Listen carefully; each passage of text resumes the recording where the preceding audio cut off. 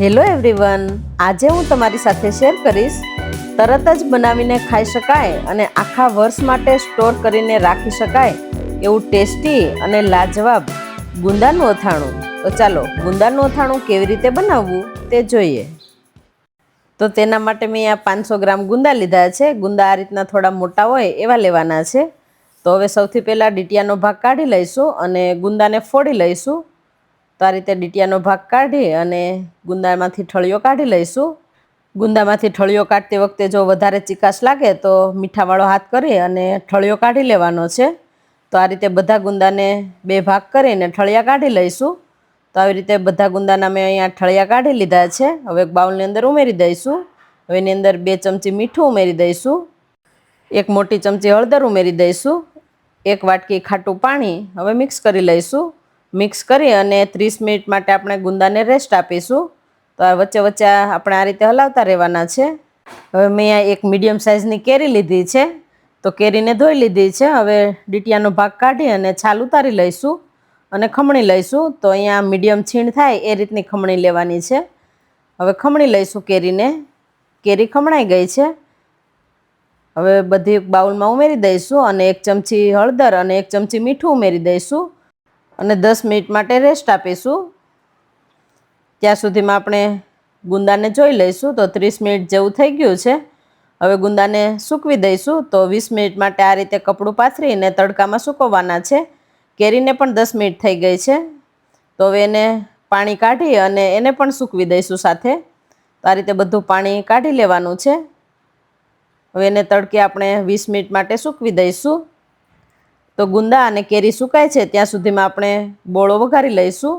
તો તેના માટે એક પેનની અંદર 250 ગ્રામ તેલ ગરમ મૂકી દઈશું. તેલ ગરમ થાય એટલે ગેસની ફ્લેમ બંધ કરી અને 6 નંગ કાળા મરી, 2 તજના ટુકડાને અધકચરા વાટીને લીધા છે, 1 ચમચી હિંગ, 100 ગ્રામ મેથીના કુરિયા, 50 ગ્રામ રાઈના કુરિયા. અહીંયા તમારે ધાણાના કુરિયા ઉમેરવા હોય તો 30 ગ્રામ જેટલા ઉમેરી શકો. 2 ચમચી વરિયાળી, 1/2 ચમચી મરીનો ભૂકો, સ્વાદ અનુસાર મીઠું ઉમેરી દઈશું. તો મેં અહીંયા 2 ચમચી ઉમેરેલું છે. હવે બધું મિક્સ કરી અને થોડીવાર ઢાંકી દેવાનું છે. વઘારની બરાબર સુગંધ બેસી જાય પછી થોડીવાર માટે ઠંડુ પડવા દઈશું. એકદમ ઠંડુ પડે પછી જ આપણે એની અંદર મસાલા ઉમેરીશું. તો ઠંડુ પડી ગયું છે. હવે એની અંદર હળદર અને લાલ મરચું ઉમેરી દઈશું. તો અહીંયા 1 મોટી ચમચી હળદર અને 3 ચમચી લાલ મરચું ઉમેરી દઈશું. અહીંયા તીખું તમારે જે પ્રમાણે કરવું હોય એ પ્રમાણે મરચાંનો ઉપયોગ કરી શકો. અહીંયા ગરમ તેલમાં જો મરચું ઉમેરીશું તો આપણું અથાણું છે એ કાળું પડી જશે. એટલા માટે એકદમ તેલ ઠંડુ પડે પછી જ અહીંયા હળદર અને લાલ મરચું ઉમેરવાનું છે. તો બધું મિક્સ થઈ ગયું છે. તો આપણો બોળો તૈયાર થઈ ગયો છે. હવે એની અંદર સૂકવેલા ગુંદા અને કેરીનું છીણ ઉમેરી દઈશું અને મિક્સ કરી લઈશું. તો બરાબર બધામાં બોળો લાગી જાય એ રીતે મિક્સ કરી લેવાનું છે. અને વધારે જો તેલની જરૂર પડે તો અહીંયા ઠંડુ તેલ તમે ઉમેરી શકો અથવા તો ગરમ કરી અને ઠંડુ પાડીને પણ ઉમેરી શકો.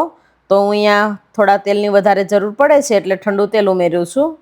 અથાણું તેલમાં ડૂબેલું રહે એ પ્રમાણે તેલ ઉમેરવાનું છે. તો તેલ ઉમેરી દીધું છે અને બરાબર મિક્સ પણ થઈ ગયું છે.